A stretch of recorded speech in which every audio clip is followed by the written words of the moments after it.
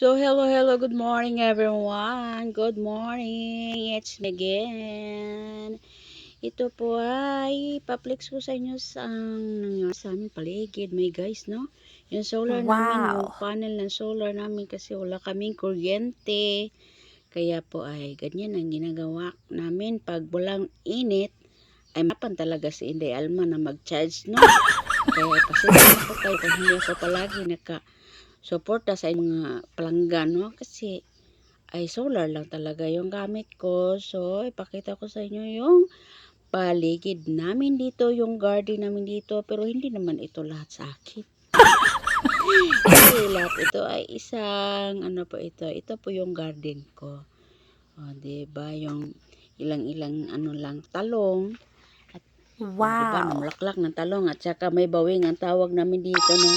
Kasi nung nakakilala ng ito ay bawing po ang tawag namin dito sa sa amin. So yung may ano na kami mga tangkungan at saka lemongrass or tanglad. O diba ang dali lang, no. Nahirapan talaga si Inday Alma na mag-umpisa, no, kasi masyado namang masakit yung ano niya ba.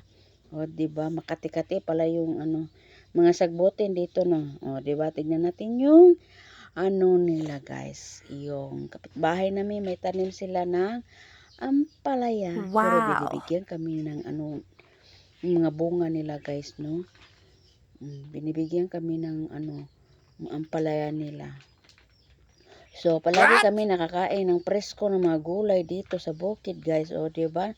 Nagkakumpayot-kumpayot pa naman yung ampalaya doon sa kanilang punuan Wow! guys, no. Di ba? Tignan nyo. O di ba? Pasensya na kayo kung ganito akong magsalita, no, kasi nahirapan talaga akong magsalita ng mga Tagalog, no. O, diba? Maganda tignan yung ampalaya nila dito, guys. So, ano pang hinintay nyo? Tara na. May ilang punuan ako ng balanghoy or kamanting Wow! dito na tinanim ko. So, balik din naman tayo sa ampalaya is reverse. Nagpa-video-video, nagpa-cute-cute na mas hindi alma, no? Tapos, ka.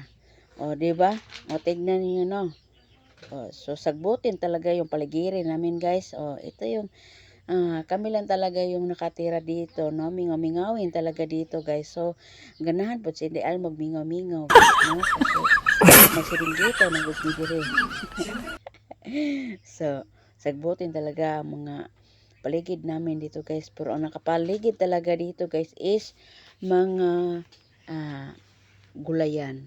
Diba? Tignan nyo.